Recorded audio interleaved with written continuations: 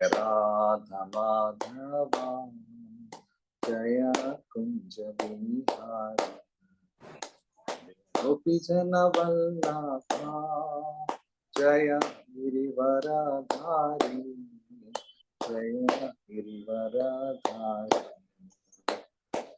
यशोदनंदन व्रज जन रंजना यशोदनंदन व्रज जन रंजना यमुना तीरा वनचारी यमुना तीरा वनचारी जय राधा माधव जय कुंज बिहारी जय राधा माधव जय कुंज बिहारी जय राधा माधव जय राधा माधव राधा माधव जय राधा माधव जय राधा माधव राधा माधव राधा माधव जय राधा माधव हरे कृष्णा कृष्णा कृष्णा हरे हरे हरे राम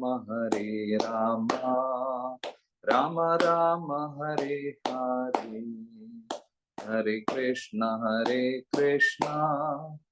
कृष्णा कृष्णा हरे हरे हरे राम राम राम हरे हरे हरे कृष्णा कृष्णा कृष्णा हरे हरे हरे राम राम राम हरे हरे हरे कृष्णा कृष्णा कृष्णा हरे हरे हरे राम राम राम हरे हरे हरे कृष्णा कृष्णा कृष्णा हरे हरे हरे राम राम हरे हरे हरे कृष्णा कृष्णा कृष्णा हरे हरे हरे राम राम हरे हरे कृष्णा कृष्णा कृष्णा हरे हरे हरे राम राम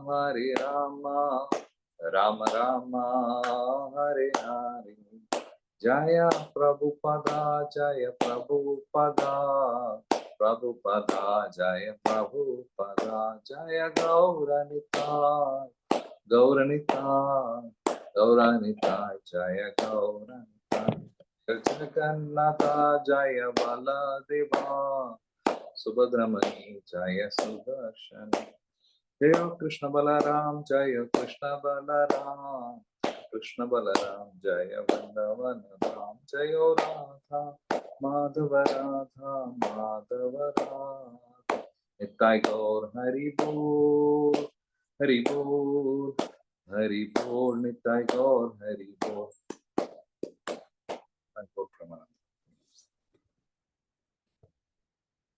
നമ്മൾ ഇന്ന് വായിക്കാൻ ഉദ്ദേശിക്കുന്ന ശ്ലോകം 1-ാമത്തെ സ്കന്ധം 6-ാമത്തെ അധ്യായം 20-ാമത്തെ ശ്ലോകം.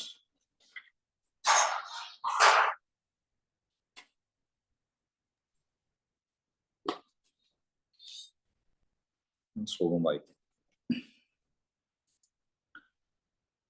ഏവാം യദന്താം വിജനേ മാം ഗോചരോ ഗിരാം ഗംഭീര ശ്ലാഘ്നായ വാചാ ശുചാ പ്രശാമയൻ ഇവ. ഇതിന്റെ ഭാവാർത്ഥം: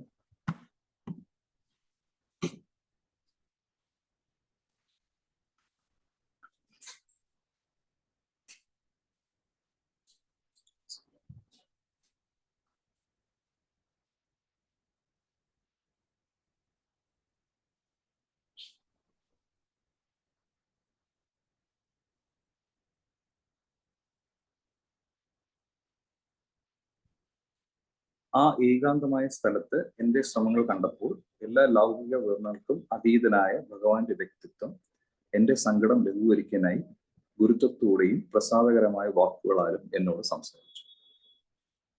ഇതിന്റെ പർപ്പോട്ട് വഹിക്കാം. ലൗകികമായ വാക്കുകളുടെയും ബുദ്ധിയുടെയും സമീപനത്തിന് അതീതനാണ് ദൈവം എന്ന് വേദങ്ങളിൽ പറയുന്നു. എന്നിട്ടും അവന്റെ അകാരണമായ കാരണത്താൽ ഒരാൾക്ക് അവനെ കേൾക്കാനോ അവനോട് സംസാരിക്കാനോ അനുയോജ്യമായ ഇന്ദ്രിയങ്ങൾ ലഭിക്കും. ഇത് ഭഗവാന്റെ അചിന്തനീയമായ ഊർജമാണ്. അവന്റെ കാരുണ്യം ആരുടെ മേൽ ചൊരിയപ്പെടുന്നുവോ അയാൾക്ക് അവനെ കേൾക്കാൻ കഴിയും. ഭഗവാൻ നാരദന് മുന്നിൽ വളരെയധികം പ്രസാദിച്ചു. അതിനാൽ ഭഗവാനെ കേൾക്കാൻ ആവശ്യമായ ശക്തി അവരിൽ നിക്ഷേപിച്ചു. എന്നിരുന്നാലും നിയന്ത്രിത ഭക്തി സേവനത്തിന്റെ പ്രൊബേഷണറി ഘട്ടത്തിൽ മറ്റുള്ളവർക്ക് ഭഗവാന്റെ സ്പർശം നേരിട്ട് ഗ്രഹിക്കാൻ കഴിയില്ല.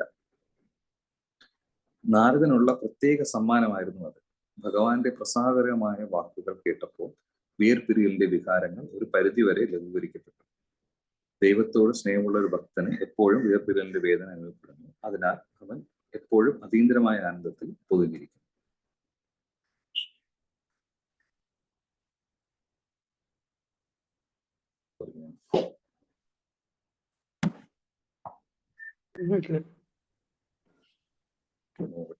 കൃഷ്ണകൃഷ്ണായ ശ്രീമതി ഭക്തിവേദാന്ത സ്വാമി നമസ്തേ സരസ്വതി ഗൗരവാണി ജയ ശ്രീ കൃഷ്ണ ചൈതന്യ പ്രഭു നിത്യാനന്ദ ശ്രീ അദ്വൈത ശ്രീവാസാദി ഗൗരവ.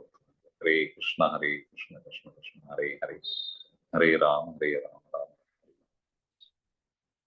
ഇവിടെ കുറച്ച് ശ്ലോകങ്ങളായിട്ട് പ്രിഫേസ് ആയിട്ട് ഇങ്ങനെ നാരദമുനി അദ്ദേഹത്തിന് ഭഗവാന്റെ ദർശനം ആദ്യമായി കിട്ടി എന്നുള്ളതാണ് ഇതിന് മുന്നത്തെ ശ്ലോകങ്ങളിൽ പറയുന്നത്. ഹരേ കൃഷ്ണ പ്രഭു. ഹരേ കൃഷ്ണ പ്രഭു വായിച്ച പുതിയ പുസ്തകമാണോ? സോറി, ഞാനിത് ഇംഗ്ലീഷിൽ നിന്ന് ട്രാൻസ്ലേറ്റ് ചെയ്ത് എടുത്തു. കുറച്ച് വാക്കുകൾ ഞാൻ ഇംഗ്ലീഷ് റെഫർ ചെയ്യുന്നുണ്ടാവും. അപ്പോ എനിക്കൊന്നും 16-ാമത്തെ ശ്ലോകത്തില് ഭഗവാൻ നാരദമുനി ധ്യാനിച്ചുകൊണ്ടിരുന്നപ്പോൾ ഭഗവാൻ ശരിക്കും അദ്ദേഹത്തിന്റെ ഹൃദയത്തിൽ അദ്ദേഹത്തിന് ഭഗവാന്റെ ദർശനം കിട്ടി എന്നാണ് പറയുന്നത്. അപ്പോ അങ്ങനെ ഒരു ദർശനം കിട്ടിയിട്ട് ഭഗവാൻ അപ്രത്യക്ഷനായപ്പോൾ ഉള്ള നാരദമുനിയുടെ സങ്കടമാണ് ഇപ്പോൾ പറയുന്നത്.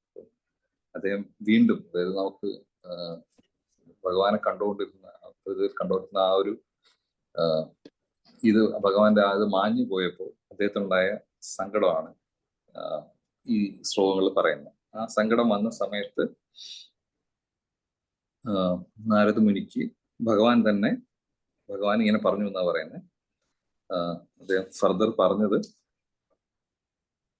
ഇനി ഈ ഒരു ജീവിതത്തിൽ, കറണ്ട് ലൈഫിൽ, നാരദമുനിയുടെ കറണ്ട് ലൈഫിൽ ഇനി ഒരിക്കലും ഇങ്ങനെ ഭഗവാനെ കാണാൻ പറ്റില്ല. അത് ഭഗവാനെ പ്രാപിക്കാനുള്ള ആ ആഗ്രഹം കൂട്ടാൻ വേണ്ടിയാണ് ഭഗവാൻ ഇങ്ങനെ ഹൃദയത്തിൽ ദർശനം കൊടുത്തതെന്നാണ് ഭഗവാൻ പറയുന്നത്. അപ്പൊ നമ്മളും സാധാരണ അമ്പലത്തിൽ പോകാറുണ്ട്, ദർശനം എടുക്കാറുണ്ട്. പക്ഷെ നമ്മൾ ദർശനം എടുത്ത് മടങ്ങുന്നു. പക്ഷെ നമുക്ക് വീണ്ടും ആ ഒരു ലാലസ എന്ന് പറയുന്നത്, നമ്മൾ ആ ഒരു ഇന്റൻസ് ആയിട്ടുള്ള ഒരു ഡിസയർ, ആ ഒരു ഇത് ചിലപ്പോൾ നമുക്ക് അങ്ങനെ തോന്നാറില്ല.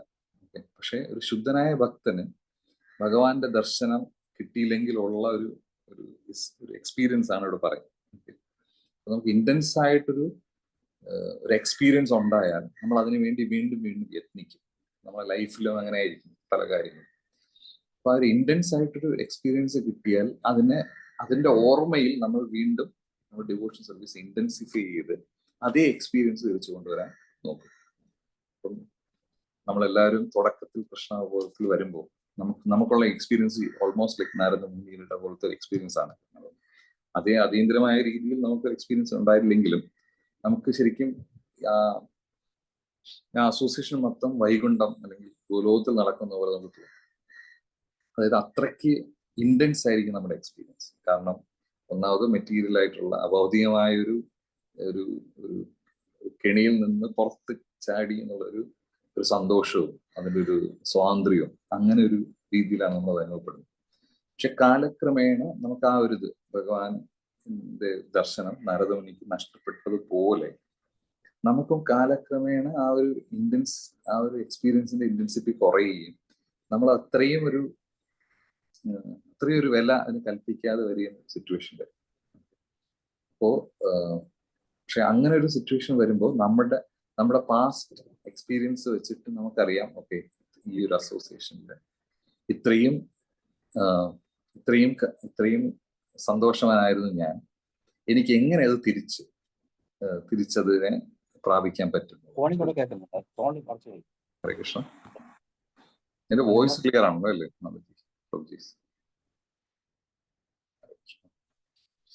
അപ്പോ ആ ഒരു ഇതിനു വേണ്ടിയാണ് പിന്നെ ഭക്തർ യത്നിക്കുന്നത് തന്നെ. ഫർദർ ഒരിക്കലും ഉണ്ടായ എക്സ്പീരിയൻസിന് വീണ്ടും കിട്ടാൻ വേണ്ടിയിട്ട് ആ ഒരു എക്സ്പീരിയൻസിന് വേണ്ടിയാണ് ഭക്തർ വീണ്ടും എത്തിക്കുന്നത്. അപ്പൊ ഇതിൽ പറയുന്നുണ്ട്, ഫർദറായിട്ട് പറയുന്നുണ്ട്, ഭഗവാൻ ആ ഒരു ഡിവോട്ടിയെ ശരിക്കും അതിനു വേണ്ടി ആ ഒരു എക്സ്പീരിയൻസ് കൊടുക്കാതെ അത് നീട്ടിക്കൊണ്ടു പോകുന്നതാണ് പറയുന്നത്. ആ ഒരു സ്പാർക്കിനെ തീയായിട്ട് മാറ്റാൻ വേണ്ടിയിട്ട്. അത് ഭഗവാനിൽ നിന്ന് പിരിഞ്ഞിരിക്കുന്ന ആ ഒരു സിറ്റുവേഷൻ, ആ ഒരു വിരഹം, അല്ലെങ്കിൽ എന്താ പറയുക, നമ്മള് ടെക്നിക്കലി പറഞ്ഞാൽ ഭഗവാന്റെ വേർപാട് നമുക്ക് അത്രത്തോളം നമ്മളെ ദുഃഖത്തിൽ ആഴ്ത്തുകയും അതിൽ നമ്മൾ ആ വിരഹ അഗ്നിയിൽ നമ്മളെ നീറുകയും ചെയ്യുന്ന അത് വേറൊരു ട്രാൻസ്ഫറൽ എക്സ്പീരിയൻസ് ആണ്. നമ്മുടെ ചൈതന്യ മഹാപ്രഭുവിന്റെ പരമ്പരയുള്ള എല്ലാവരും ആ ഒരു രീതിയിലാണ് ഭഗവാനെ സെർവ് ചെയ്യുന്നതാണ് ആചാര്യന്മാർ പറയുന്നത്.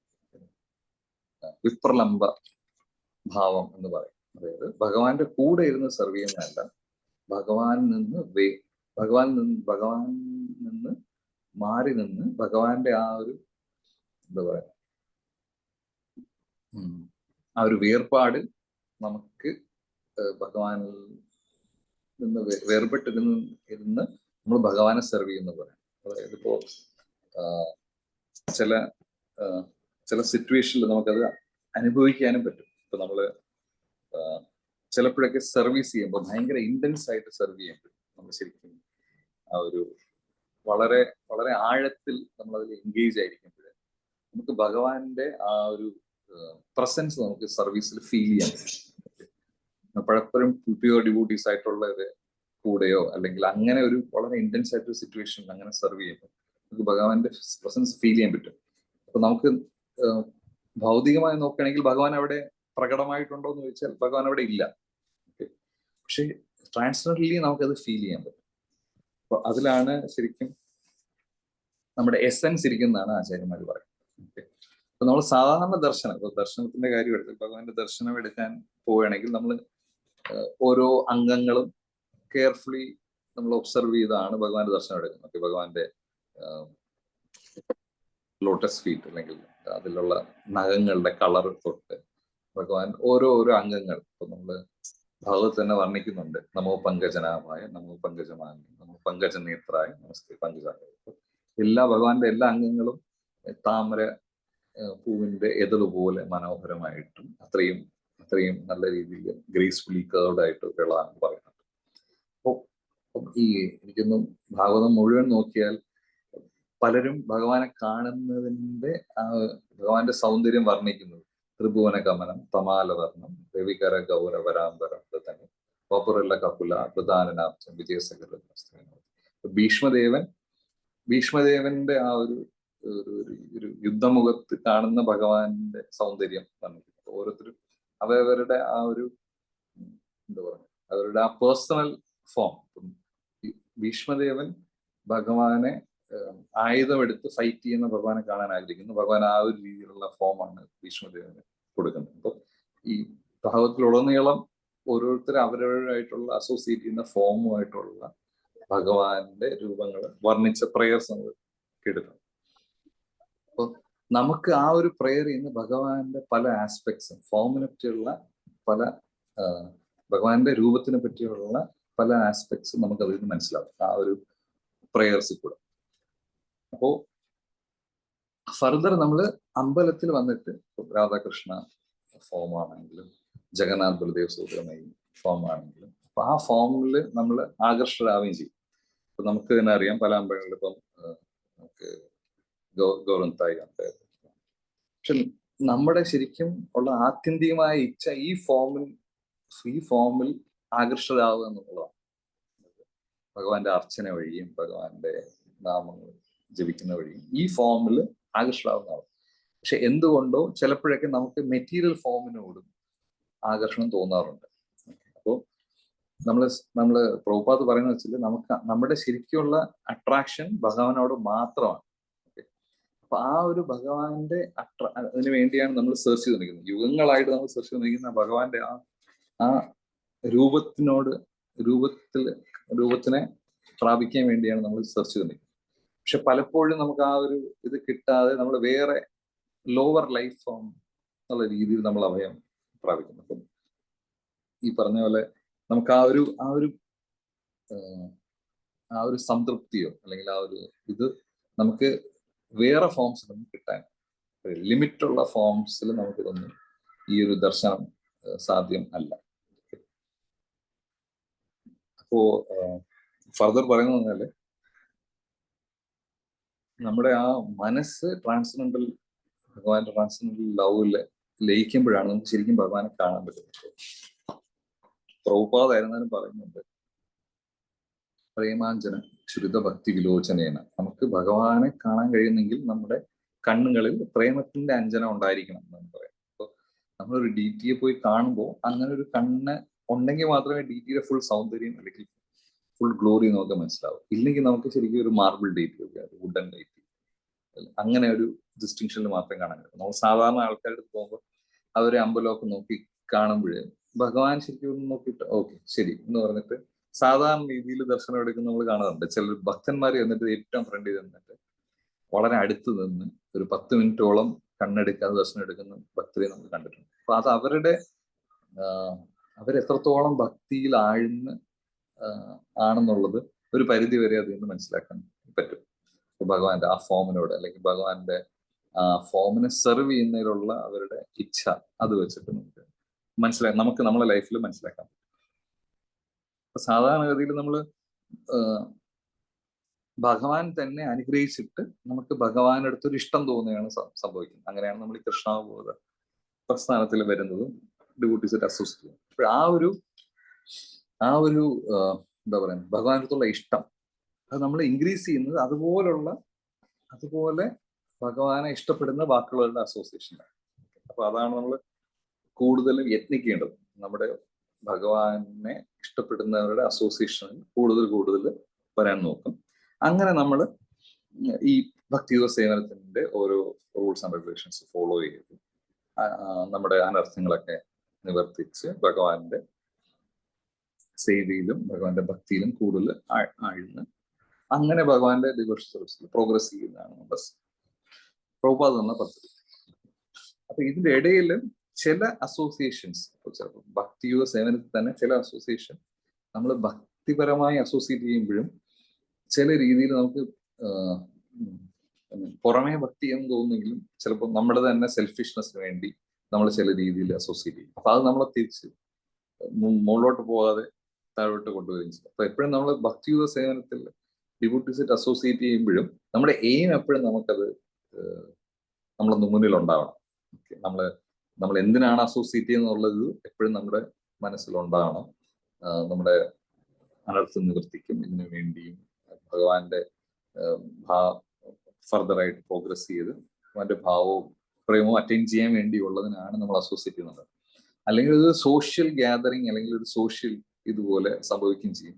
പിന്നെ അതിൻ്റെ ഇടയിലാണ് ഇങ്ങനെ ഗ്രൂപ്പിസം അങ്ങനെയുള്ള കാര്യങ്ങളും അതൊരു പ്രത്യേക ഒരു എന്താ പറയുന്നത് ഒരുപാട് ഒരു പെർവേർട്ടഡ് രീതിയിൽ പോകും. അപ്പൊ നമ്മൾ ഭക്തിയുഗ സേവനത്തിന്റെ ആ ഒരു നിയമത്തിൽ നിന്ന് മാറി നമ്മൾ വേറെ ചിന്തിക്കാൻ തുടങ്ങും. അപ്പൊ നമുക്ക് ഭഗവാൻ ആ ഒരു സന്തോഷം എല്ലാവർക്കും ആ സന്തോഷം വളരെ വളരെ ഒരു എന്താ പറയുക ഒരു മാത്രയില് വളരെ കോൺസെൻട്രേറ്റഡ് ആയിട്ട് ഓരോ ഡോസ് നമുക്ക് ഭഗവാൻ പല സമയത്ത് തരും. അപ്പോൾ പക്ഷെ അത് നമ്മുടെ തന്നെ ചിലപ്പോഴുള്ള മടി കാരണം അങ്ങനെ സമയത്ത് ചില സമയത്ത് നമ്മൾ തീരെ യത്നിക്കാതെ വരികയും പിന്നെ നഷ്ടപ്പെടുമ്പോൾ നമ്മൾ അതിനു വേണ്ടി തീവ്രമായിട്ട് ആഗ്രഹിക്കുകയും ചെയ്യും. അപ്പോൾ പലപ്പോഴും ഭഗവാൻ ചില സമയത്ത് ഭക്തര് വളരെ നല്ല രീതിയിൽ ഡിവോഷൻ സർവീസ് ചെയ്തിരുന്നാലും അവർക്ക് ഒരുപാട് കഷ്ടപ്പാടുകളും ബുദ്ധിമുട്ടുകളൊക്കെ കൊടുക്കും. അപ്പം സാധാരണഗതിയിൽ അങ്ങനെ ഒരു ബുദ്ധിമുട്ട് വരുമ്പോൾ സാധാരണ എല്ലാവരും പറയും എനിക്കെന്താണ് ഇങ്ങനെ സംഭവിക്കുന്നത്, ഞാൻ ഒരുപാട് നാളായല്ലോ ചാൻഡ് ചെയ്യാൻ തുടങ്ങിയിട്ട്, ഒരുപാട് നാളായല്ലോ അസ്വസിക്കാൻ തുടങ്ങിയിട്ട്, അപ്പൊ എനിക്കിങ്ങനെ വരേണ്ടതാണോ കൃഷ്ണ എന്നുള്ള രീതിയിൽ ചിന്തിക്കും. അപ്പൊ നമുക്ക് ഒരു എക്സാമ്പിൾ എടുക്കാൻ കഴിയുന്നത് നാരദമുനിയുടെ ലൈഫ് തന്നെയാണ്. നാരദമുനി അമ്മ മെയ്ഡ് സെർവൻ്റ് ആയിരുന്നു. ഈ മഹാത്മാക്കളെ പ്രിയോർ ഡിവോട്ടീസിനെ സെർവ് ചെയ്ത് അങ്ങനെയാണ് അദ്ദേഹത്തിന് ഈ ഒരു പദ്ധതിയിലെത്താൻ കഴിഞ്ഞത്. ഈ ഒരു അദ്ദേഹത്തിന്റെ വളരെ ചെറുപ്പത്തിൽ തന്നെ അമ്മ ഈ പാമ്പ് കടിയിട്ട് മരിക്കുന്നു. അതായത് അദ്ദേഹം ഇതുപോലെ കൃഷ്ണ കോൺഷ്യസ് എടുക്കുന്ന സമയത്ത് എടുത്ത് കുറച്ച് കഴിഞ്ഞ് തന്നെ അമ്മ ഇതുപോലെ ഒരു അപകടത്തിൽ പെടുന്നു. അപ്പൊ നാരദമുനി അങ്ങനെ ചിന്തിക്കുന്നില്ല, ഓക്കെ ഞാനിപ്പോ കൃഷ്ണ കോൺഷ്യസ് വന്നപ്പോ തന്നെ എനിക്ക് ആദ്യത്തിൽ ഒരു വലിയൊരു അടിയാണ് കിട്ടിയത് എന്നുള്ള രീതിയിലല്ല നാരദൻ ചിന്തിക്കുന്നത്. നാരദൻ ചിന്തിക്കുന്നത് തിരിച്ചാണ്, ഭഗവാന്റെ കൃപയാണ് എനിക്ക് വേറൊന്നിലും ശ്രദ്ധ തിരിക്കാതെ എനിക്ക് ഭഗവാനെ കുറിച്ച് മാത്രം ധ്യാനിക്കാൻ പറ്റും എന്നുള്ളത്. അപ്പൊ അങ്ങനെയുള്ള ഒരു ചിന്ത തന്നെ വളരെ വളരെ മഹത്കരമാണ് എന്നാണ് പറയുന്നത്. അതായത് ഇപ്പൊ കുന്തി ദേവി ആയിരുന്നാലും പുതി ദേവി ആയിരുന്നാലും കൂടുതൽ വിഷമങ്ങൾ തരൂ, അങ്ങനെയാണെങ്കിൽ ഞങ്ങൾ അല്ലെങ്കിൽ നമ്മൾ ഭഗവാനെ കൂടുതൽ ഓർമ്മിക്കുമല്ലോ എന്നാണ് പറയുന്നത്. അപ്പൊ മഹത് വ്യക്തികൾ അല്ലെങ്കിൽ നിത്യസിദ്ധ പ്ലാറ്റ്ഫോമിലുള്ളവർ, നിത്യബദ്ധ പ്ലാറ്റ്ഫോമിലുള്ളവരുള്ള ഡിഫറൻസ് ഏതാണ്ട് അതിൽ നിന്ന് വ്യത്യാസം മനസ്സിലാവും. അതായത് നമ്മളെപ്പോഴും എന്ത് സിറ്റുവേഷനും നിത്യസിദ്ധ പ്ലാറ്റ്ഫോമിലുള്ളത് എറ്റേണലി ലിബറേറ്റഡ് ആയിട്ടുള്ള ആൾക്കാർ ഏത് സിറ്റുവേഷനും നമ്മുടെ പുരോഗതിക്ക് വേണ്ടിയാണെന്ന് ചിന്തിക്കുകയും, പക്ഷെ നിത്യബദ്ധ പ്ലാറ്റ്ഫോമിലുള്ളവർ അവരവരുടെ കൺസെപ്ഷനിൽ മാത്രം അത് നമുക്കതൊരു ഒബ്സ്റ്റക്കിൾ ആണെന്നും അല്ലെങ്കിൽ പ്രോഗ്രസീവ് ആണെന്നുള്ള രണ്ട് രീതി, ദ്വന്ദ്ങ്ങൾ ഉള്ള രീതിയിൽ ചിന്തിക്കുകയും ചെയ്യും. അപ്പോൾ ചില കാര്യങ്ങൾ നമ്മൾ വരുമ്പോൾ നമുക്ക് ഭക്തിയുത സേവനത്തിൽ മുന്നേറാൻ അല്ല, അത് ബാധയാണെന്ന് തോന്നും നമുക്ക് എന്തെങ്കിലും അങ്ങനെയുള്ള മെറ്റീരിയലി ഇൻകൺവീനിയൻസ് ഉണ്ടാകും. അപ്പം ശുദ്ധഭക്തർക്ക് മെറ്റീരിയൽ ഇൻകൺവീനിയൻസ് ഒരു പ്രശ്നമേ അല്ല, അവർക്ക് അതൊരു കുറച്ചുകൂടെ ഒരു പ്രോത്സാഹനമായിട്ടാണ് അവർക്ക് തോന്നുന്നത്. അപ്പോൾ ശുദ്ധഭക്തരെ ഒരു രീതിയിലും ചെക്ക് ചെയ്യാൻ പറ്റില്ല എന്നുള്ളതാണ് അവിടെ കാണിക്കുന്നത്. അതായത് അവർക്ക് എന്ത് ഇൻകൺവീനിയൻസ് ഉണ്ടായിരുന്നാലും അവര് കൂടുതൽ ഭഗവാന്റെ കൂടുതൽ അനുഗ്രഹമായിട്ടാണ് തോന്നുന്നത്. ഇപ്പോ പ്രഭുപാദിന്റെ ലൈഫിലും ഇതുപോലെ ഇപ്പൊ പ്രഭുപാദിന്റെ വൈഫ് അത്രയ്ക്കും സഹകരണം ആ രീതിയിൽ ആ ഒരു ഭഗവാന്റെ ഇച്ഛയ്ക്കനുസരിച്ച് അലയുണ്ടല്ലായിരുന്നു. അപ്പോൾ വൈഫ് ഇത്രയും കോപ്പറേറ്റ് ചെയ്യാതെ വന്നപ്പോൾ അവസാനം പ്രഭുപാദ് റിട്ടയർമെന്റ് വാനപ്രസ്ഥം എടുത്തപ്പോൾ അദ്ദേഹത്തിന് അത്രയും പ്രോത്സാഹനമാണ് കിട്ടിയത്. അദ്ദേഹം അതൊരു ഇതായിട്ട് പറഞ്ഞിട്ടില്ല, ഒരിക്കലും തോന്നിയിട്ടില്ല. ഇതൊരു കറക്റ്റ് ഭഗവാന്റെ ഒരു ഇൻഡിക്കേഷൻ ആണ്, കംപ്ലീറ്റ്ലി ഞാൻ ഡെഡിക്കേറ്റ് ചെയ്യണം എന്നുള്ള രീതിയിലാണ് എടുക്കുന്നത്. അപ്പോൾ നമ്മുടെ ലൈഫിലും ഇതുപോലെ ബാധകൾ വരും. അത് നമുക്ക് കൺവേർട്ട് ചെയ്ത് ഭക്തിയുത സേവനത്തിൽ മുന്നേറാനും ഉപയോഗിക്കാം. അതെല്ലാം നമുക്ക് അതിൽ തപിച്ചുകൊണ്ട് താഴെ വീണ്ടും താഴോട്ട് വരാനും ഉള്ള സാധ്യത ഉണ്ടാവും. പക്ഷെ നമ്മളെപ്പോഴും ഇവരുടെ ഈ മഹാത്മാക്കളുടെ ലൈഫ് നമ്മൾ നോക്കുമ്പോൾ നമുക്ക് അവരുടെ എക്സാമ്പിളിൽ നിന്ന് നമുക്കിത് ഉൾക്കൊള്ളാൻ പറ്റും. ആ ഒരു സമയം തരണം ചെയ്യാൻ പറ്റും. ക്ഷമയോടുകൂടിയും സഹനത്തിലൂടെയും നമുക്ക് പല രീതിയിൽ പല ഫ്ലേവറിൽ വരും. മെറ്റീരിയൽ ആയിട്ടായിരിക്കും, അല്ലെങ്കിൽ സ്പിരിച്വൽ ആയിട്ടുള്ള ബുദ്ധിമുട്ടുകളായിരിക്കും, പല രീതിയിൽ. അപ്പോ ഫർദർ ഇനിയുള്ള ശ്ലോകങ്ങളിൽ പറയുന്നത് ഭഗവാൻ നാരദമുനി ഇങ്ങനെ വിഷമിച്ചിരിക്കുന്നു. ഭഗവാൻ പറയുന്നുണ്ട്, ഈ ഒരു ലൈഫ് ടൈമിൽ ഇനി ഞാൻ നിനക്ക് ദർശനം അല്ലെങ്കിൽ ഞാൻ ഇങ്ങനെ വരില്ല, അപ്പോ നീ അതുകൊണ്ട് ഇതാവണ്ട. ഫർദർ ആയിട്ട്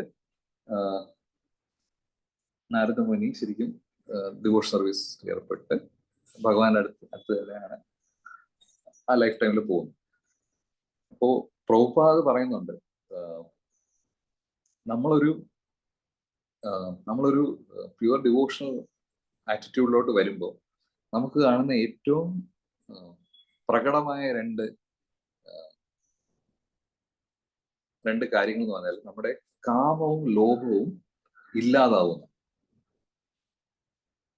അതായത് നമുക്ക് ഭൗതികമായ കാര്യങ്ങൾ ഉള്ള താല്പര്യം, അതിലുള്ള ആസക്തിയും അതിനുള്ള വെറുപ്പും നമുക്ക് ഇല്ലാതാവുന്നതാണ്.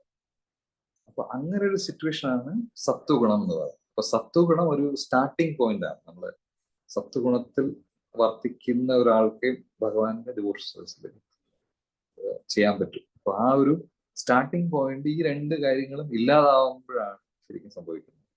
അപ്പൊ അങ്ങനെ ഒരു സിറ്റുവേഷനിൽ നമ്മളൊരു അമ്പലത്തിൽ, സാധാരണ നമ്മൾ വനത്തിൽ എന്ന് പറയുന്ന ഒരു ഭൗതികമായ ഒരു അറേഞ്ച്മെന്റ് ആണ് വനം. പക്ഷെ അമ്പലം പ്രഭുപാദ് പറയുന്നത് ആസ് ഗുഡ് ആസ് വൈകുണ്ഠ. അപ്പം അങ്ങനെ ഒരാള് അമ്പലത്തില് ഡെയിലി ഭഗവാന്റെ അർച്ചനയും ഭഗവാന് ഉള്ള സേവയും ചെയ്യുമ്പോൾ നമുക്ക് ആ ഭഗവാനെ പ്രാപിക്കാനുള്ള ആ ഒരു ഭഗവാന്റെ അടുത്തുള്ള ആ ഒരു ഗ്രീഡ് കൂടിക്കൂടി വരും. ഓക്കെ, അപ്പൊ ഇതിന്റെ എക്സാമ്പിൾ ആയിട്ട് ഫർദർ പ്രഹ്ലാദ് മഹാരാജും ധ്രുവ മഹാരാജിന്റെ കഥ പറയുന്നുണ്ട്. പ്രഭുപാദ് തന്നെ എങ്ങനെയാണ് നാരദമുനി അവരെ ഇൻസ്പയർ ചെയ്യുന്നത്. അപ്പൊ അങ്ങനെ ഒരു സെപ്പറേഷൻ ഇല്ല, ഡിവോഷൻ സർവീസ് ഇൻ സെപ്പറേഷൻ നമ്മൾ അങ്ങനെ ചെയ്യുമ്പോൾ നമ്മൾ നമ്മുടെ ആഗ്രഹം കൂടിക്കൂടി വന്ന് അങ്ങനെ സെർവ് ചെയ്യുമ്പോഴേ നമുക്ക് ഭഗവാന്റെ രൂപം നമുക്ക് ഫീൽ ചെയ്യാൻ പറ്റും.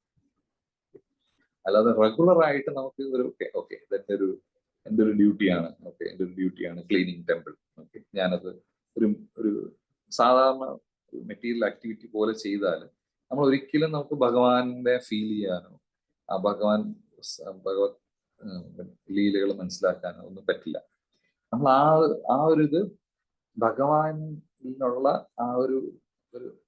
ആ വിപ്രലംബ ഭാവത്തില് ഓക്കെ, ഞാൻ ഇന്ന് ഭഗവാൻ ദർശനം എടുക്കാൻ പോയില്ല, അയ്യോ, അങ്ങനെ ഒരു രീതിയിൽ, അങ്ങനെ ഒരു അത്രയ്ക്കൊരു ഇമോഷണലി കണക്റ്റഡ് ആയിട്ട് രീതിയിൽ ചെയ്താലേ നമുക്ക് ആ ഒരു അല്ലെങ്കിൽ ഒരു മെക്കാനിക്കൽ സർവീസ് ആയിട്ട് മാറും. അപ്പൊ പല കാര്യങ്ങളും നമ്മൾ മെക്കാനിക്കലായിട്ട് ചെയ്യുമ്പോഴാണ് അതിൽ ഒരുപാട് ഇൻകോൺഗ്രുവന്റ് ഈ ഒരു പ്രശ്നങ്ങൾ വരുന്നത്. ഓക്കെ, എന്റെ സർവീസിൽ നിങ്ങൾ സഹകരിക്കുന്നില്ല, അല്ലെങ്കിൽ എന്റെ സർവീസ് ഇത്രയും ബാധകൾ വരുന്നു, നിങ്ങളെ സർവീസ് കാരണം. അപ്പൊ ചിലർ പലപ്പോഴും നമുക്ക് കിട്ടുന്ന ഒരു എക്സ്പീരിയൻസ് ആണ്, ഒരാൾ സർവീസ് ചെയ്യുന്നുണ്ട് വേറൊരാൾക്ക് അതൊരു തടസ്സമായിട്ട് വരും, അല്ലെങ്കിൽ ഒരാളുടെ സർവീസ് ചെയ്യുന്ന ഐഡിയ ആയിരിക്കില്ല വേറൊരാളുടെ തടസ്സം.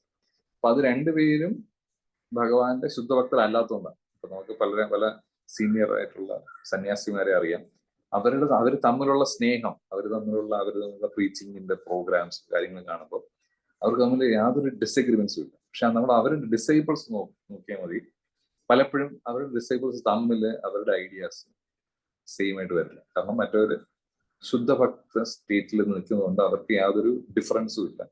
പക്ഷെ അവരുടെ ഡിസൈബിൾസ് അത്രയും അണ്ടർസ്റ്റാൻഡിങ് ഇല്ലാത്തതുകൊണ്ട് പലപ്പോഴും പല കാര്യങ്ങളും കോൺഫ്ലിക്റ്റിംഗ് ആയിട്ട് വരും.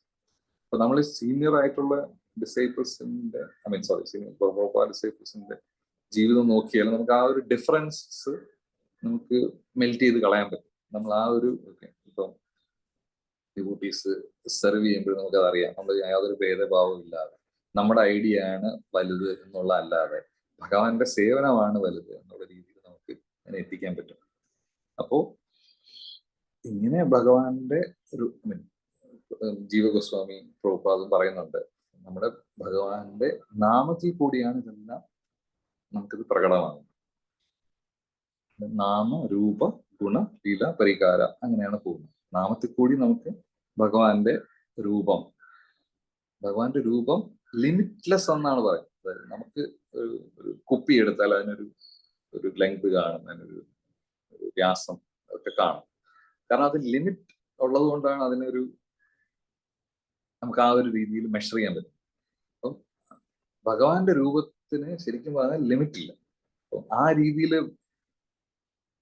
ലിമിറ്റ്ലെസ് എന്ന് പറയുമ്പോൾ അങ്ങനത്തെ ഭഗവാനാണ് നമ്മുടെ ഹൃദയത്തിൽ ഭഗവാന്റെ രൂപം ദർശനം തരുന്നത്. അപ്പൊ നമുക്ക് അങ്ങനെ മെറ്റീരിയലി നമുക്ക് ഭഗവാനെ കാണാൻ പറ്റില്ല. നമ്മുടെ മുമ്പിൽ വന്ന് സംസാരിക്കും, നമ്മള് ട്രാൻസെൻഡലി ആണ് ആ രൂപം കാണുന്നത്. അപ്പൊ മെറ്റീരിയലി അങ്ങനെ ഒരു ലിമിറ്റ് ഇല്ലാത്ത ഭഗവാന് നമുക്ക് നാമത്തിന്റെ ഭഗവാൻ ചാൻഡിങ് ചെയ്യുന്നത് കൊണ്ട് നമുക്ക് ഭഗവാന്റെ നാമം വഴി ഭഗവാന്റെ രൂപം പ്രകടമാവും. അതുപോലെ ഭഗവാന്റെ ഗുണങ്ങൾ, ഓക്കെ, ഭഗവാൻ ഇത്രയും നമ്മൾ പറയും ഭഗവാൻ വളരെ കരുണാവാനാണ്, പക്ഷെ നമുക്ക് ശരിക്കും ഒന്ന് മനസ്സിലാവും ഭഗവാന്റെ ഗുണങ്ങളൊക്കെ. ഭഗവാൻ ഇത്രയും മാഗ്നാനിയസ് ആണ്, അല്ലെങ്കിൽ ഇത്രയും പവർഫുൾ ആണ് എന്നുള്ളത് നമുക്ക് പ്രകടമാകും. അതുപോലെ ഭഗവാന്റെ ലീലകൾ നമ്മൾ വളരെ വളരെ വലിയ രീതിയിൽ അതിന്റെ ആ ഫുൾ പൊട്ടൻഷ്യൽ ലീലകൾ മനസ്സിലാവും. അപ്പൊ മൊത്തത്തിൽ മൊത്തത്തിൽ ഈ ഒരു പദ്ധതി കൂടുതൽ ഭഗവാന്റെ അടുത്തുള്ള ഇഷ്ടത്തിലോട്ട് മാറ്റിക്കൊണ്ടേയിരിക്കും. അപ്പൊ നമുക്ക് എന്ത് കാര്യങ്ങളും ഫർദറായിട്ട് പോകുമ്പോൾ നമ്മൾ കൂടുതൽ ഭഗവാനിൽ ആസക്തരായിട്ടും ബാക്കി മെറ്റീരിയൽ കാര്യങ്ങളിൽ ആസക്തി കുറഞ്ഞും ആണ് നമ്മൾ പ്രോഗ്രസ് ചെയ്യുന്നത്. ഈ കാര്യങ്ങളൊക്കെ ഒരു പരിധി വരെ ഭഗവാന്റെ ശുദ്ധഭക്തൻ വരുമ്പോഴും നമുക്ക് എക്സ്പീരിയൻസ് ചെയ്യാനും പറ്റും. ഒരു കണക്കിന് ഇപ്പോൾ നമ്മൾ ഒരു പ്യുവർ ആയിട്ടൊരു സന്യാസിയോ അങ്ങനെ ഒരു സീനിയർ ഒരു കൂട്ടിയോ വരുമ്പോൾ നമുക്കറിയാം ഈ ലോകത്തിന്റെ പല ഭാഗത്തു നിന്നും മംഗളാരതിക്കായിട്ട് അമ്പലത്തിൽ ആൾക്കാർ വരും. അപ്പൊ ബസ്സില്ലാത്ത പലരും നമ്മൾ മംഗളാരതിക്ക് വിളിക്കുമ്പോൾ ഒക്കെ പ്രഭു ബസ്സൊക്കെ പിടിച്ച് പറഞ്ഞാൽ രാവിലെ ഇതൊന്നും വേണ്ടി. പക്ഷെ ആ സമയത്ത് നമ്മൾ നോക്കുമ്പോൾ അവരും കാണും. കാരണം അവർക്ക് ആ ശുദ്ധ ഭക്തരിൽ അത്രയും അട്രാക്ഷൻ ഉണ്ട്. അപ്പൊ അവരുടെ ഫോം, അവരുടെ ട്രാൻസ്ജെൻഡർ ആ ഫോമിനോടാണ് അവർ. അപ്പം ശുദ്ധ ഭക്തരെ കാണുന്ന മാത്രമേ തന്നെ ഡിവോട്ടീസ് നമ്മളെ എല്ലാവരും സന്തോഷിക്കും. അപ്പൊ ഈ ഭഗവാന്റെ അതേ എഫക്റ്റ് ഒരു വലിയ രീതിയിൽ ഒരു പ്യുവർ ഡിവോട്ടി ഇതേ എഫക്ട്സ് ക്രിയേറ്റ് ചെയ്യും. അപ്പൊ അവരിൽ നിന്ന് കേൾക്കുന്നത് ഭഗവാനിൽ നിന്ന് കേൾക്കുന്ന പോലെ തന്നെ ആണ്. അപ്പോൾ അതുകൊണ്ടാണ് അവർ നമ്മൾ കൂടുതലും ആ ഒരു എക്സ്പീരിയൻസ് തരാൻ വേണ്ടി കൂടെയാണ് അവർ നമ്മളെ ഇടയ്ക്ക് വിസിറ്റ് ചെയ്യുന്നത്. അപ്പൊ നമ്മുടെ ലൈഫിൽ നമ്മൾ കൂടുതലും ഈ മാത്സര്യവും അല്ലെങ്കിൽ ഇതൊന്നും അസൂയൊക്കെ ഒഴിവാക്കി നമ്മൾ ഭഗവാൻ ആണ് അല്ലെങ്കിൽ ഭഗവാന്റെ സന്തോഷമാണ് ഏറ്റവും വലിയ എയിം, അല്ലെങ്കിൽ നമ്മുടെ സോൾ എയിം എന്നുള്ള രീതിയിൽ എല്ലാവർക്കും കോപ്പറേറ്റീവ് ആയിട്ട് ഭഗവാൻ സെർവ് ചെയ്യാനും പറ്റും. നമ്മൾ വളരെ സന്തോഷകരമായി പലപ്പോഴും ഭക്തി സേനത്തിൽ ചിലപ്പോൾ ഒരുപാട് സങ്കടങ്ങൾ ഉണ്ടാവാറുണ്ട് ഡിവോട്ടി നോൺ കോപ്പറേഷൻ കാരണം, അല്ലെങ്കിൽ അതിനുള്ള മിസ്അണ്ടർസ്റ്റാൻഡിങ് കാരണം. നമുക്ക് അങ്ങനെ ഒരു മിസ്അണ്ടർസ്റ്റാൻഡിങ് ഇല്ലാതെ തന്നെ നമുക്ക് മുമ്പോട്ട് പോകാൻ പറ്റും. അപ്പോൾ ഇത്രയാണ് ഞാൻ പ്രിപ്പയർ ചെയ്തത്. ഫർദറായിട്ട് ആർക്കെങ്കിലും ആഡ് ചെയ്യാനെങ്കിൽ വളരെ ഗ്രേറ്റ്ഫുൾ ആയിരിക്കും. എന്തെങ്കിലും ക്വസ്റ്റ്യൻസ് ഉണ്ടെങ്കിൽ ഞാൻ എൻ്റെ അണ്ടർസ്റ്റാൻഡിങ് വെച്ചിട്ട് ഞാൻ ക്വസ്റ്റ്യൻസ് ആൻസർ ചെയ്യാൻ ശ്രമിക്കും. ഹരേ കൃഷ്ണ.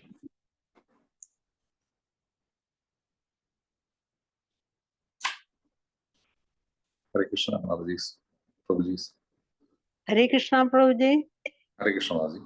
ഹരേ കൃഷ്ണ. അതായത് പ്രഭു നമ്മള് ഓരോരുത്തരിലും ഓരോ ഭാവം നമ്മൾ ഭഗവാനോട് ഒന്നും ടെമ്പിൾ ദർശനത്തിന് പോയാൽ തന്നെ പ്രഭു പറഞ്ഞ കണക്ക് ഓരോരുത്തരും നമ്മളെല്ലാവരും ഒത്തുനിന്ന് കാണുന്നത് ഒരേ രൂപമാണ്, ഭഗവാന്റെ ഒരേ ഇതിലാണ്. പക്ഷെ പലരിലും പല രീതിയിലാണ് അത് ചെയ്യുന്നത്. ചിലർക്ക് ഭയങ്കര സന്തോഷമായിരിക്കും, ചിലരൊന്നുമില്ല. അങ്ങനെ അത് ഓരോരുത്തരുടെ ഭക്തിയുടെ ഭാവമായിരിക്കും അവരവരുടെ മനസ്സിൽ തോന്നുന്നത്. പിന്നെ പ്രഭു ഞാൻ പറയുന്നത് ഇപ്പൊ നമ്മൾ ഭഗവാനോട് ഒന്നും ആവശ്യപ്പെടാനില്ലാതെ ഭഗവാന്റെ സേവ ചെയ്യുക, അതാണ് ഭക്തന്റെ ലക്ഷണം എന്നൊക്കെ നമ്മൾ പറയുന്നുണ്ട് പ്രഭു. അപ്പൊ ഞാൻ അതിനൊരു കഥ പറയാം. ഒരു ചെരുപ്പ് കുത്തി, അദ്ദേഹത്തിന് ചെരുപ്പ് കുത്തിയാണെങ്കിൽ അദ്ദേഹം എപ്പോഴും ഭക്തിയിൽ നടക്കുന്ന ആളാണ്. ഭഗവാനോട് ഒന്നും ആവശ്യപ്പെടാനില്ല അദ്ദേഹത്തിന്, ഭക്തി മാത്രം. അങ്ങനെ ഇരിക്കുമ്പോൾ ആ രാജ്യത്ത് യുദ്ധം വരും. യുദ്ധം വരുമ്പോൾ രാജാവ് ചെരുപ്പ് കുത്തികളെയൊക്കെ വിളിച്ചിട്ട് ഇങ്ങനെ ചെരുപ്പ് തുന്നൽ ചെയ്തുകൊണ്ട് വേഗം ഏൽപ്പിക്കണം എന്നും പറഞ്ഞ് ഓരോരുത്തർക്ക് കൊടുക്കും. അപ്പൊ ഇദ്ദേഹം എന്താണ് അതൊന്നും ഓർക്കണില്ല. ഓർക്കണത് ഭഗവാനെയും സേവിച്ച് ഭഗവാന്റെ പാട്ടും പാടി അങ്ങ് നടക്കുകയാണ്. സമയമായപ്പോ ദിവസമായപ്പോഴാണ് ഓർക്കണം. അന്നേരം ഇനിയിപ്പോ രാജകൽപ്പനയാണല്ലോ, പ്രശ്നമാവുമല്ലോ എന്നും പറഞ്ഞ് ഓടി വന്ന് ചെരുപ്പ് പണി തുടങ്ങാൻ ഇരിക്കും. ഇരുന്നാൽ എവിടെ തീരൂല. അപ്പൊ ഒരു കൊച്ചു ബാലൻ വരുന്നുണ്ട്. ഭഗവാൻ തന്നെ വരുന്നതാണ്, കഥ ഞാൻ ചുരുക്കി പറയാണ്. ബാലൻ വരുന്നുണ്ട്. പിന്നെ അപ്പൊ ഇദ്ദേഹം ഭയങ്കരമായിട്ട് ഭഗവാനെ പറ്റി നന്നായിട്ട് പാടുന്ന ആളാണ്. അപ്പൊ ഇദ്ദേഹം പറയും, നിങ്ങൾ നല്ല പാട്ടുകാരനല്ലേ. അപ്പൊ ഇങ്ങനെ വിളിച്ചുകൊണ്ട് പോകും, ചെരുപ്പ് കുത്തിപ്പണിയുണ്ടോന്ന്. അപ്പം ഇദ്ദേഹം പറയാ, ഞാൻ ഇങ്ങനെ ഒരാളെ തന്നെ നോക്കിയിരുന്ന വേഗം വരാൻ പറയും. വന്നിട്ട് അദ്ദേഹം പണി തുടങ്ങും. അപ്പൊ ഇദ്ദേഹം കൂടെ ചെയ്യും. അപ്പൊ ഇദ്ദേഹം പറയും, ഭഗവാൻ പറയും, നിങ്ങൾക്ക് നന്നായിട്ട് പാട്ട് പാടാൻ അറിയാലോ, പാട്ട് പാടി, ഞാൻ എല്ലാ പണിയും ചെയ്യും. അങ്ങനെ പാട്ട് പാടി ചെരുപ്പ് അത്രയും തുന്നി കൊടുക്കും. വേഗം കുട്ടൻ നിറയെ ചെരുപ്പാവും, നല്ല ഫിനിഷിംഗ് ഒക്കെ നല്ല ഭംഗിയായിട്ട് ചെയ്തു കൊടുക്കും. അങ്ങനെ രാജാവിനെ കൊണ്ട് ഏൽപ്പിക്കാൻ രാജാവിന് ഭയങ്കര ഇഷ്ടമാവും. അപ്പൊ രാജാവ് പറയും, ഇത് നല്ല ചെരുപ്പാണല്ലോ, എന്നാ പിന്നെ കുറച്ചുകൂടെ കൊണ്ട്. അപ്പൊ അത് കിട്ടുന്നു. അങ്ങനെ 2 ദിവസം ആകുമ്പോ അവസാനം ഇദ്ദേഹത്തിന് മനസ്സിലാവും ഇത് സാധാരണ ഒരു കുട്ടിയല്ല, ഇത് ഭഗവാനാണ്. അപ്പൊ ഇദ്ദേഹം നിലവിളിക്കാൻ തുടങ്ങി, ഞാൻ എന്റെ ഭഗവാനെ കൊണ്ട് എന്റെ പണി ചെയ്യിപ്പിച്ചല്ലോ എന്ന്. അത് ഭക്തിയുടെ ഒരു ഭാഗം. അതേ ഇത് തന്നെ നമ്മളിപ്പോ കൗരവരോട് ഭഗവാൻ പറയുന്നുണ്ട്, യുദ്ധസമയത്ത് ശകുനിയെ ചൂതുകളിക്ക് വിളിച്ചപ്പോ നിങ്ങൾ എന്നെ വിളിച്ചില്ല. അതുപോലെ ദ്രൗപദി വസ്ത്രാക്ഷേപം നടത്തുമ്പോ ഭഗവാനെ വിളിച്ചില്ല. അപ്പൊ ഭഗവാനോട് ചോദിക്കും, എന്തേ ദ്രൗപദിയുടെ വസ്ത്രം ഒഴിക്കുന്നു ഭഗവാനെ പോകാത്തെന്തെന്ന് ചോദിക്കുമ്പോ അത് ദ്രൗപദി പല്ലും നഖവും ഉപയോഗിച്ച് എതിർത്തുകൊണ്ട് നിൽക്കുകയാണ്, എന്നോട് ആവശ്യപ്പെടുന്നില്ല എന്ന് പറയും. അപ്പൊ ആ ഒരു ഇത് വ്യത്യാസം അതാണ്. അപ്പൊ നമ്മള് ഭഗവാനോടല്ല നമ്മൾ ആരോട് ചോദിക്കും പ്രഭു? നമുക്ക് ഭക്തന്മാർക്ക് ആവശ്യങ്ങൾ വന്നാലേ നമ്മൾ ഭഗവാനോട് ചോദിച്ചു പോയാലേ ചോദിക്കണ്ടേ? എനിക്കൊരു സംശയം. ഓക്കെ. അല്ല മാധവജി വളരെ പ്രാക്ടിക്കൽ ആയിട്ട് ഒരു ക്വസ്റ്റ്യൻ ആണ് ചോദിച്ചത്. അല്ല, അതാണ് ഭാഗവതം പറയുന്നത്. നമ്മുടെ ആവശ്യം നമുക്ക് ശരിക്കും അറിഞ്ഞുകൂടാ, അതാണ് ഭാഗവതം പറയുന്നത്. നമ്മൾ ചോദിക്കുന്നത് ചിലപ്പം സിമെന്റിനോ സ്റ്റീലിനോ അല്ലെങ്കിൽ അങ്ങനെയുള്ള സാധനങ്ങളായിരിക്കും. പക്ഷെ നമുക്ക് ആവശ്യം ഭഗവാന്റെ, ഇപ്പൊ കൃഷ്ണ ബുക്കിൽ നമ്മൾ ആദ്യം വായിച്ചാൽ അറിയാം, ബീറ്റിൽസിന്റെ അദ്ദേഹത്തിന്റെ പേര് ജോർജ് ഹാരിസൺ ആണ്. അദ്ദേഹമാണ് ബുക്ക് പ്രഭുപാദന് ആദ്യം പ്രിന്റ് ചെയ്യാനുള്ള ഇത് കൊടുത്തത്, സംഭാവന കൊടുത്തത്. ഓക്കെ. സോ അപ്പൊ അദ്ദേഹത്തിന്റെ കുറച്ചൊരു ചെറിയൊരു പ്രൊഫൈസ് പോലെ ഉണ്ട്. അപ്പൊ അതില് ജോർജ് ഹാരിസൺ പ്രഭു അവസാനം എഴുതുന്ന എങ്ങനെയാണ്, all you need is love Krishna എന്നാണ് എഴുതുന്നത്. അതായത് നമുക്ക് വേണ്ടത് ഭഗവാൻ മാത്രമാണ്. ഓക്കെ. പക്ഷേ നമ്മൾ അത് മനസ്സിലാക്കുന്നില്ല. ഓക്കെ. അപ്പൊ നമ്മൾ വിചാരിക്കുന്നില്ല ഭഗവാനല്ല, ഭഗവാൻ വേണം, എന്നാൽ അതിന്റെ കൂടെ ഈ സാധനങ്ങളുള്ള വേണം എന്നാണ്. അപ്പൊ തനിയെ ഭഗവാൻ മാത്രം മതി. ഇപ്പൊ അർജുനൻ പറഞ്ഞ പോലെ നാരായണീ സേന വേണോ ഭഗവാനെ വേണോ എന്ന് നമ്മുടെ അടുത്ത് ചോദിക്കണമെങ്കിൽ നമ്മൾ രണ്ടും വേണമെന്ന് പറയും. കാരണം രണ്ടും ആവശ്യമാണല്ലോ എന്നുള്ള രീതിയിലൊക്കെ പ്രാക്ടിക്കലായിട്ട് നോക്കിയാൽ സേനയും വേണം, സേനയുടെ ഫുൾ പൊട്ടൻസി ഉള്ള ഭഗവാനും വേണം, അതിനേക്കാളും പൊട്ടൻസി ഉള്ള. പക്ഷെ നമുക്ക് ഭഗവാൻ മാത്രം മതി എന്നുള്ള ഒരു ചിന്തയിലാണ് നമുക്ക് പരിശുദ്ധ ഭക്തിയിലോട്ട് വരാൻ പറ്റുന്നത്. അതുകൊണ്ടാണ് നമ്മളിപ്പോ ഒരു ബ്രഹ്മചാരി അദ്ദേഹത്തിന്റെ പ്രാണൻ കൊടുക്കാൻ തയ്യാറാവുന്നത് ഭഗവാനെ വേണ്ടി. ഭഗവാനെ മാത്രം മതി, എനിക്ക് എന്റെ ഫാമിലി വേണ്ട, എന്റെ ബാങ്ക് ബാലൻസ് വേണ്ട, അങ്ങനെയുള്ളത്. അപ്പോൾ അത്രയ്ക്കൊരു ഇച്ഛ ഉണ്ടെങ്കിലേ നമുക്ക് എന്താ പറയുന്നത്, നമുക്ക് ആ ഒരു ഇച്ഛ അല്ലെങ്കിൽ ആ ഒരു സ്റ്റേറ്റിൽ അല്ലെങ്കിലും നമ്മൾ അതിനുവേണ്ടി യത്നിക്കണം. ഇപ്പൊ ഞാനൊരു ഗൃഹസ്ഥ ജീവിതത്തിലാണെങ്കിൽ പോലും എനിക്ക് ആ ഒരു സ്റ്റേറ്റിൽ എത്തണം. ഇങ്ങനെ എനിക്ക് ഭഗവാൻ മാത്രം മതി എന്നുള്ളത്. അപ്പൊ ഭഗവാനും അങ്ങനെ ഒരു ഇച്ഛയുണ്ട്. ഭഗവാനും വളരെ പൊസസീവാണ്. നമ്മൾ പറയാണ് ഇല്ല, എനിക്ക് പ്രൈമറി ആയിട്ട് അങ്ങാണ് ഒബ്ജക്ട് ഓഫ് വർഷിപ്പ്, പക്ഷെ സെക്കൻഡറി ആയിട്ട് വേറെയും ഉണ്ട് എന്ന് പറയുമ്പോൾ ഭഗവാൻ പറയും ശരി, അങ്ങനെയാണെങ്കിൽ ഞാൻ ആ രീതി റെസിപ്രോക്കേറ്റ് ചെയ്യും. പക്ഷെ ഭഗവാൻ മാത്രമേ ഉള്ളൂ എന്ന് പറഞ്ഞ് വർഷിപ്പ് ചെയ്യുന്നവരുടെ ആയിട്ടുള്ള റെസിപ്രോക്കേഷൻ വേറൊരു ലെവലിലാണ് എന്നാണ് ഞാൻ മനസ്സിലാക്കിയത്. ഹരേ കൃഷ്ണ. ഓക്കെ. നമുക്കറിയാം ഒരു ഭക്തന്റെ എന്താവശ്യം ഭഗവാൻ സബലീകരിക്കുക, അത് നമുക്കറിയാം. എന്നാൽ പോലും ചില സമയങ്ങളിൽ ഗൃഹസ്ഥാശ്രമ ജീവിതം നയിക്കുന്നവർക്ക് ചില സമയങ്ങളിലൊക്കെ അത് ക്ഷണിക്കപ്പെടാത്ത അതേപോലെ നമുക്ക് ദുഃഖങ്ങൾ വന്നു പോകും. അപ്പോൾ നമ്മൾ ഓട്ടോമാറ്റിക്കലി ചോദിച്ചു പോകും. അത് ശരിയാ. ഭഗവാന്റെ അടുത്ത് തന്നെയാണ് നമുക്ക് എന്തെങ്കിലും കഷ്ടത ഉണ്ടെന്ന് നമ്മൾ പറയുന്നത്. ഇപ്പോ എന്തെങ്കിലും ബുദ്ധിമുട്ട്, അസുഖമായാലും ധനത്തിന്റെ ഇതായിരുന്നാലും അല്ലെങ്കിൽ എന്തായിരുന്നാലും, പക്ഷെ ആത്യന്തികമായിട്ട് അതൊന്നും നമുക്ക് ആവശ്യമല്ല എന്നുള്ളത് നമുക്കും അറിയാം. അതെ. പക്ഷെ എന്നാലും ഈ പറഞ്ഞ പോലെ ഭൗതിക ജീവിതത്തിൽ ജീവിക്കുന്നതുകൊണ്ട് നമുക്ക് വേറെ അടുത്തും പറയാനില്ല വിഷമം. അതുകൊണ്ട് നമ്മൾ ഭഗവാനത്ത് പറയും. പക്ഷെ അപ്പോഴും നമ്മൾ ആത്യന്തികമായിട്ട് പ്രഭുപാദ് പറഞ്ഞ പോലെ പ്രേ ചെയ്യണം. അങ്ങ് ആഗ്രഹിക്കുന്നെങ്കിൽ അങ്ങ് അത് തരൂ എന്നുള്ള രീതിയിൽ. അതെന്റെ വിശ്വാസം. Thank you ma'am. വേറെ ആർക്കെങ്കിലും ഷെയർ ചെയ്യാനോ പേഴ്സണൽ എക്സ്പീരിയൻസ്? ഹരേ കൃഷ്ണ പ്രഭു. പ്രണാമം പ്രഭു. രജി പറഞ്ഞ കാര്യം ഞാൻ എപ്പോഴും ചിന്തിക്കാറുള്ള കാര്യമാണ്. നമ്മുടെ മെറ്റീരിയൽ ലൈഫിൽ ആവുമ്പോൾ നമുക്ക് ഒരുപാട് കാര്യങ്ങൾ നമ്മൾ തരണം ചെയ്തുകൊണ്ട് പോകണം. അപ്പൊ നമുക്ക് തീർച്ചയായിട്ടും പ്രശ്നങ്ങൾ വരും.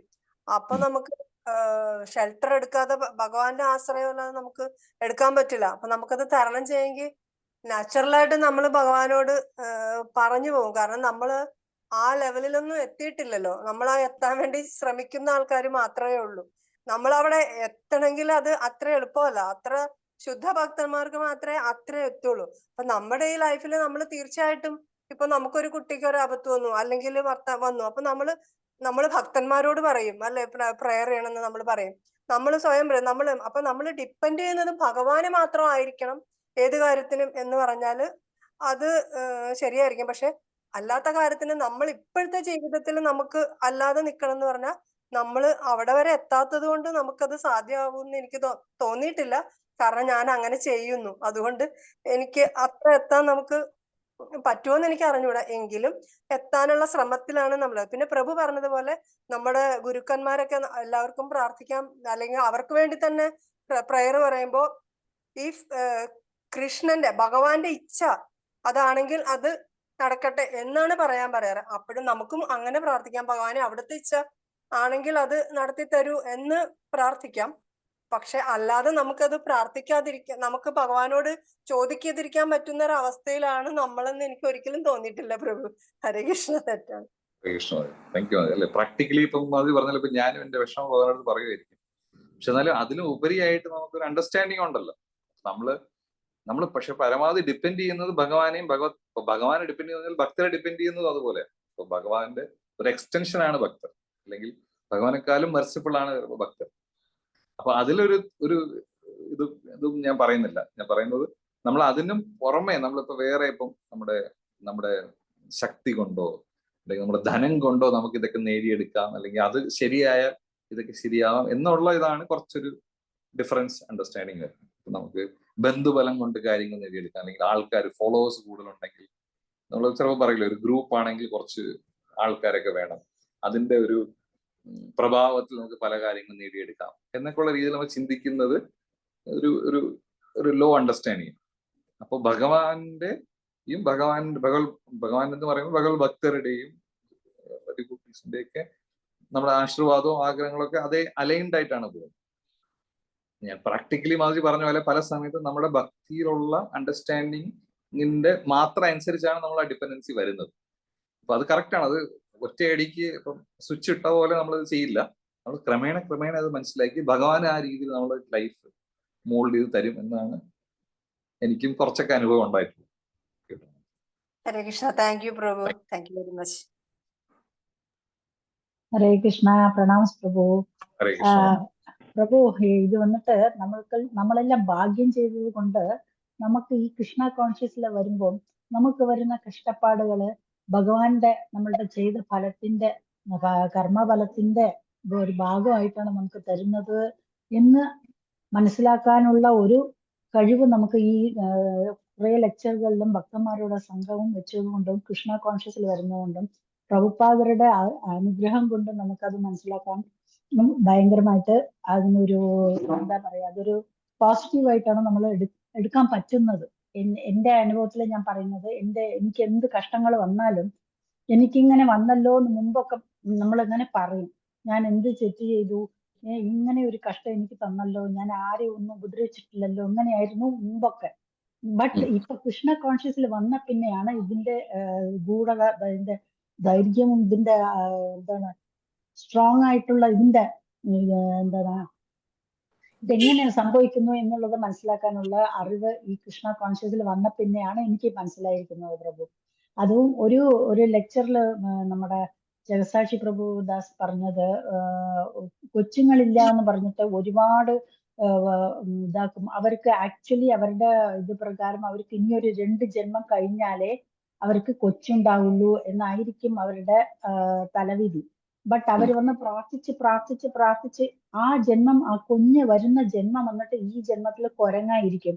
അപ്പൊ ആ ജന്മം ഇവര് പ്രാർത്ഥിച്ച് ആ കൊച്ചിനെ അവർ പ്രസാദം അവർക്ക് അനുഗ്രഹിച്ച് കൊടുക്കുമ്പോൾ ഈ കുരങ്ങിന്റെ സ്വഭാവമായിരിക്കും, ആ മൃഗത്തിന്റെ ഇതൊന്നും വന്നിട്ടുണ്ടാവില്ല, അത് ആ സ്വഭാവമായിരിക്കും കാണിക്കുന്നത് എന്ന് പറഞ്ഞിട്ട് ഒരു ലെക്ചറിൽ ഞാൻ കേട്ടു പ്രഭു.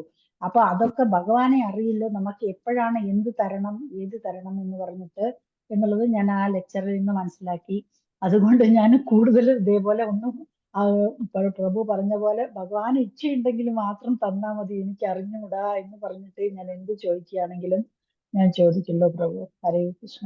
ഇതിന്റെ റിയലൈസേഷൻ ശരിക്കും പലപ്പോഴും ഭക്തിയുടെ സേവനത്തിൽ വരുമ്പോഴും നമ്മൾ വന്നു കഴിഞ്ഞാലും ഇടയ്ക്കിടയ്ക്ക് ഇപ്പൊ നമുക്കൊരു പ്രശ്നം ഉണ്ടെങ്കിൽ നമ്മൾ സൺഡേ പ്രോഗ്രാം കട്ട് ചെയ്യും, അല്ലെങ്കിൽ നമ്മൾ ആദ്യം കട്ട് ചെയ്യുന്ന നമ്മളെ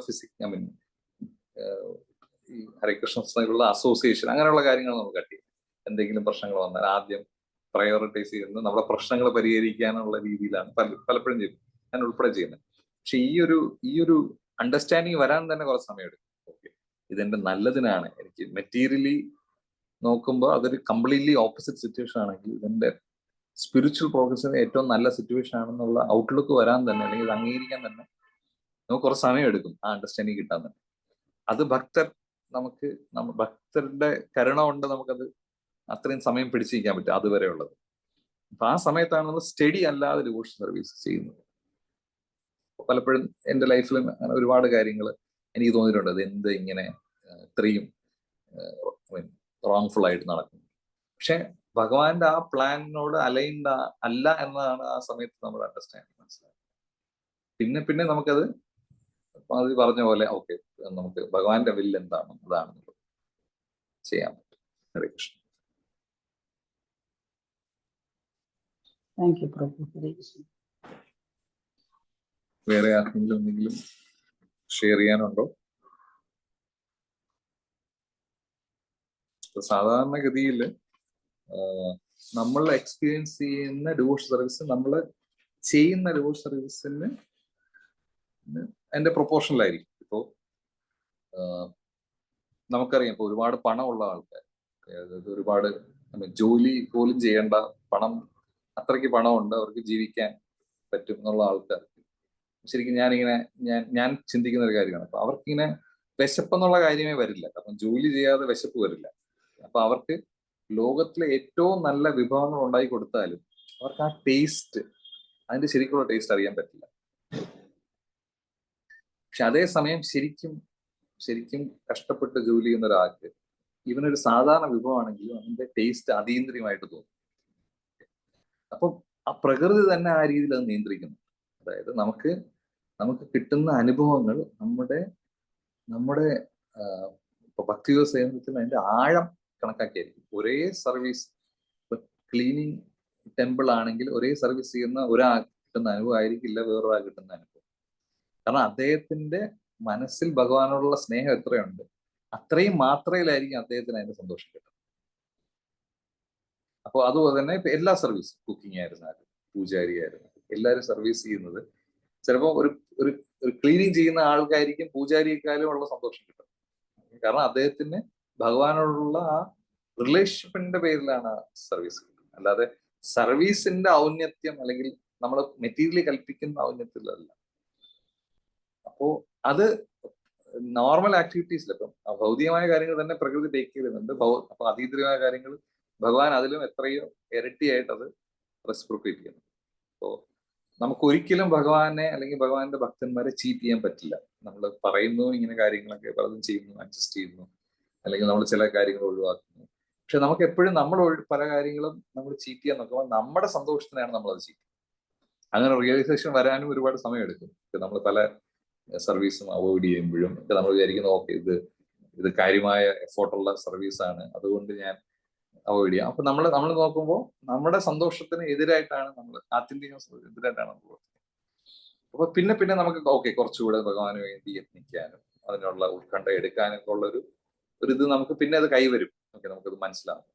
അപ്പൊ നമുക്ക് എല്ലാവർക്കും നമ്മൾ ഒരു കംഫോർട്ട് സോണിൽ നിന്ന് മാറി ഭഗവാനെ സെർവ് ചെയ്യാൻ പറ്റട്ടെ. ഞാനും ഒരുപാട് കാര്യങ്ങളിൽ ലിമിറ്റഡ് ആണ്. അത് എനിക്ക് അങ്ങനെ ചെയ്യാൻ പറ്റട്ടെ, എല്ലാവർക്കും അങ്ങനെ ചെയ്യാൻ പറ്റുമെന്ന് ഞാൻ പ്രാർത്ഥിക്കുന്നു. വേറെ തോട്ട്സ് ഒന്നും ഇല്ലെങ്കിൽ നമുക്ക് ക്ലോസ് ചെയ്യാം. Thank you, Prabhu. Hare Krishna. Thank you, Mazu. Thank you, Prabhu. Thank you Prabhu. Hare Krishna. Hare Krishna.